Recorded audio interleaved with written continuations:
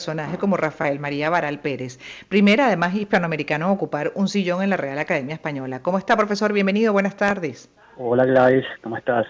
Gracias por la llamada. Bien, bien, gracias a usted, profesor, por estar estos minutos con nosotros para conocer un poco más de la historia de Rafael María Varal Pérez. Una historia interesantísima, además, porque uno lo destaca por ocupar el sillón en la Real Academia Española, el primer hispanoamericano en hacerlo. Pero en realidad Sí, me gustaría con usted justamente revisar su vida como escritor, como filólogo, todo lo que fue haciendo hasta llegar a esas posiciones. sí, bueno, fíjate que el caso de Baral fue un humanista poliédrico, ¿no? Es decir, fue militar, fue funcionario de la República, fue político, diplomático, poeta, lingüista, historiador, editor, periodista, agrimensor, y bueno, la cuenta es larga, ¿no? Entonces, es Pero, un... a ver, profesor, lo interrumpo porque yo creo que también en esa época estamos hablando de que nació en 1810, ¿no? Sí, por Y supuesto. a partir de 1835, bueno, empezó ya a hacer su obra más importante, pero igual creo que en esas etapas de nuestra historia, la gente hacía como muchos oficios, roles, asumía hasta, bueno, eso, ¿no? Especializaciones, creo que Sí. por la dinámica del momento, ¿correcto? Sí, claro, porque fíjate que el caso de Baral, este zuliano enorme, ¿no? De una obra inmensa, fue testigo de la guerra.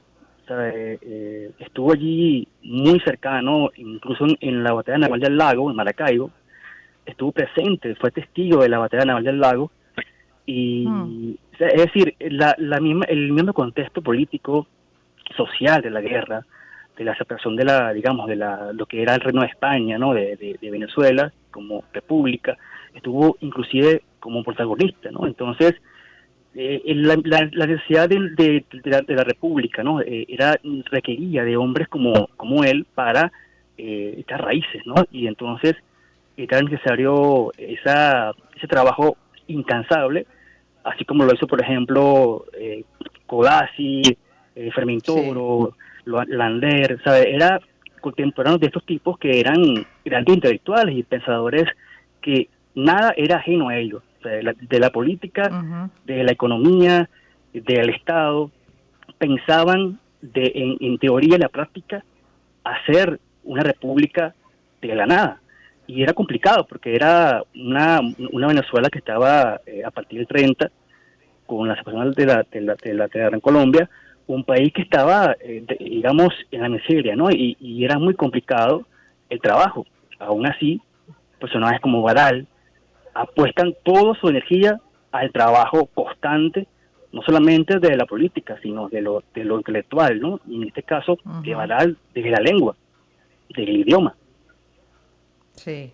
Sí, Sí, la versatilidad de esos hombres, ¿no? También sí, claro. impresiona. Cuando además usted hizo ese resumen al principio de todo lo que abarcó, Sí, inmenso. increíble, hasta llegar incluso a esa posición, por ejemplo, en la Real Academia Española, que Sí. ahí llegó de qué manera.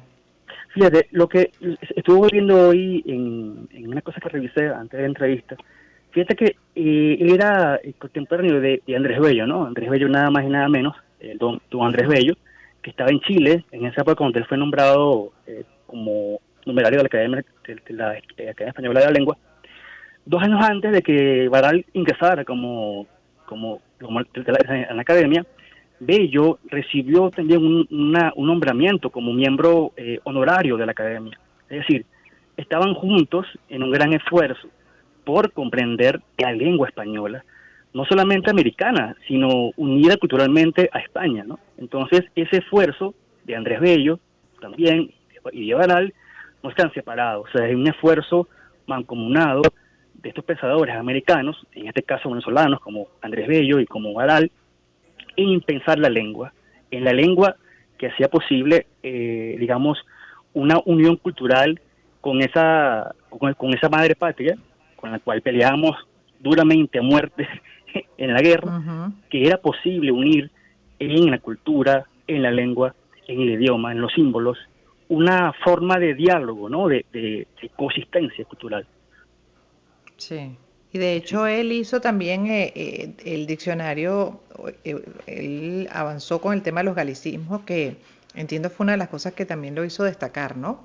sí, acuérdate que en la época de la guerra, es decir, cuando Napoleón invadió a lo que es la hoy España, hubo una convivencia, digamos, con los franceses en lo que ve Mm, digamos, España, y esa mezcolanza, esa unión, esa convivencia con los franceses deformó, entre comillas, el habla, digamos, hispana, ¿no? Española. Entonces, Baral y compañía intentó investigar, ¿no? ¿Cuáles eran los ujú. orígenes, digamos, primigenios, ¿no? En términos etimológicos de la lengua y buscar las raíces digamos, identificar cuáles eran esos, digamos, esos términos que eran ajenos a la lengua y depurar, ¿no? Y limpiando y, digamos, mantener una lengua común mucho más limpia, ¿no? En este caso, Baral hizo ese trabajo inmenso que era para la época audaz. O sea, nadie había hecho un trabajo como el de Baral y, bueno, por supuesto fue premiado, ¿no? En este caso como miembro de la academia.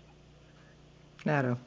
Sí. Su mayor legado básicamente en la escritura, como escritor, podría decirse, o también, bueno, como mencionaba antes, pues incluso llegó a estar en la carrera militar y un largo etcétera, porque hasta se nacionalizó español y bueno, uno Sí. se pregunta entonces el legado principal de Baral Bueno, hoy en día, pues ¿cuál es? yo creo que Baral, incluso, bueno, aparte de estas obras que él escribió en torno a la lengua, que se llaman, si tengo el nombre en la mano, él escribió, a ver aquí, Diccionario de la Matriz de la Lengua Castellana y el Mm, Diccionario de Anglicismo, ¿no? Esas son sus dos obras en torno a la lengua española. Pero en Venezuela escribió nada más y nada menos que resumen de la historia de Venezuela. Es decir, en 3 tomos, ujú. que se publicó en París. Y a la fecha, esa obra no fue entendida, no fue comprendida por los propios criollos aquí en Venezuela, porque Baral fue crítico, Baral fue a los hechos y usó la crítica histórica para poner todo, digamos, en su sitio, ¿no? Y eso no fue como que bien visto, ¿no? La obra de Baral costó Me para imagino. que para que esa obra, ese pensamiento histórico de Venezuela, fuese como que comprendido a cabalidad. Porque, digamos, en una época, fíjate, en el 42 estaban vivos Camariño, estaban, digamos, todos los héroes de la guerra estaban vivos, o sea, la gran mayoría, y querían una especie digamos, de dar un peso heroico a esa gesta, ¿no? Y Barale iba en contra, digamos, de eso, ¿no? Entonces, él puso su sitio con esa obra enorme sobre la historia de Venezuela, ese papel histórico de la gesta de independencia y eso, repito, costó, ¿no? O sea, fue además ya finales del 19 que esa obra fue entendida a cabalidad y puesta en su sitio, ¿no? En este caso. Ujú. Sí. Sí, me imagino, además también como parte de la Real Academia, en estos tiempos como habría sido Baral, considerada más un purista de la lengua, con todo Sí, lo que sí, sí, se ha claro. cambiado y lo que se está pidiendo además. Sí, sí, sí. Fíjate que él estuvo muy metido en lo que Páez, en la época de Páez, en los 40 del siglo XIX, funcionó una sociedad de amigos económica del país, un grupo de intelectuales venezolanos que se congregó para trabajar, para fundar, bueno, ¿qué vamos a hacer ahora con Venezuela que está destruida? Bueno, vamos a llamar a este grupo de intelectuales, economistas, agricultores, científicos, economistas, para echarlo al país a andar. Y en este Ujú, caso, Barra estuvo muy metido en ese trabajo antes de irse a Europa y allá se queda en Madrid, en España, hasta su muerte. Pero fíjate, fue siempre lo que yo quiero resaltar, es que fue un joven muy precoz. O sea, ya con 13 años estaba metido en la guerra, con 19 ya estaba escribiendo digamos, publicó sus primeros relatos, sus primeros versos. Y él no manejaba inicialmente la lengua como él quería, él estaba descontento porque no manejaba, digamos, en términos exactos la lengua, ¿no? La gramática. y pide a uno de sus Ujú. amigos, como fue Manuel Urbaneja, que lo formara, que lo educara, porque dice, yo escribo por hábito, sin conocimiento de las reglas. Así decía Baral.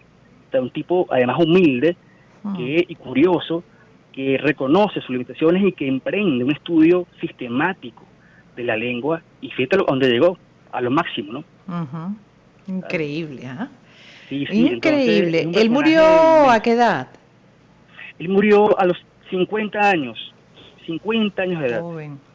Sí, sí, muy joven y bueno, su obra sigue impactando los estudios de la filología hispánica, porque él reconoce, él investiga incluso la herencia judía, la herencia oriental, Ujú. en ese amasijo de lo que hoy es la lengua española. Pues. Entonces, él rescata todo eso, él es un historiador de la lengua y se va a las raíces Ujú. para comprender de forma adecuada, Claro, el origen y a dónde etimológicamente, estamos.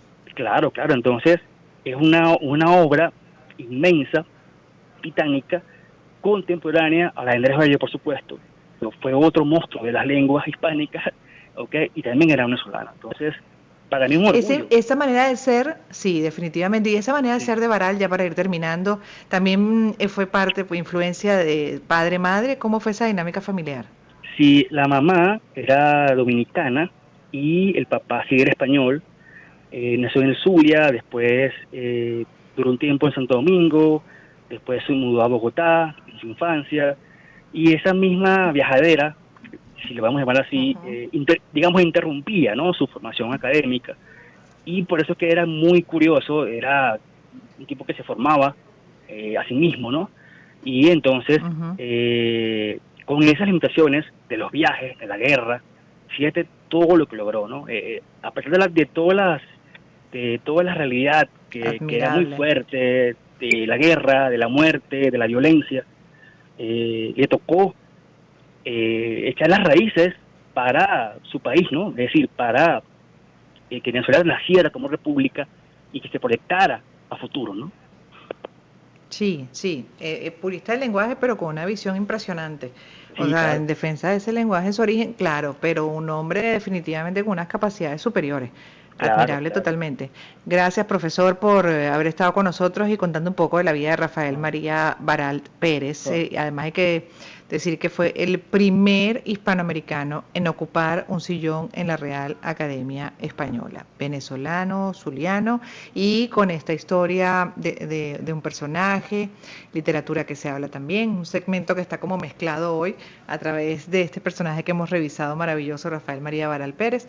Bueno, hemos conocido un poquito, porque en realidad si ustedes entran en la historia, a leer un poco más de quien se recuerda como escritor, filólogo venezolano, pero entre muchas funciones que cumplió en el periodo que vivió, hasta los 50 años de edad, se darán cuenta de lo muy activo, capaz, admirable definitivamente el personaje que hoy hemos escogido. Una vez más, gracias profesor por haber estado con nosotros, me toca despedir el programa, agradecida también con todo el equipo que hace posible, por supuesto Gladys en Éxitos, en la producción Michelle Cabrera, Paola Muciotti, Daniela Pérez, en la asistencia está Dairelis Olivero, en la gerencia de producción, Johara Paredes, en los controles Gibran Gamardo, en la edición y montaje Kevin Aguirre. Y este programa fue presentado por Puig con su nueva María Puig sin azúcar, sin remordimientos, sin preocupaciones. Inter, todo lo que te interesa, hazlo con la fibra de Inter. Y Mari tiene más para dar. Esto fue publicidad, viene Pedro Pensini, por mi parte será mañana nuevamente a las 3 y hasta las 5. Les pido que se cuiden mucho, les agradezco muchísimo su compañía y bueno, que tengan una feliz tarde noche. Ahora sí, me despido. Disfruten de Pedro Pensini. Una